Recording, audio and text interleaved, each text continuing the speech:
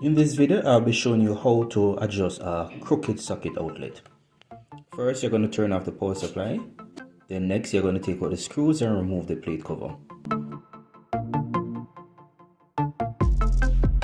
Remove the screws holding the socket outlet and then use a pair of pliers to make adjustments by bending the bracket very slightly while checking for proper alignment. In this case, the wall was very uneven, so pieces of cardboard was used to help with the alignment of the socket outlet. Once you're satisfied with the alignment, you can then reassemble the socket outlet along with the plate cover.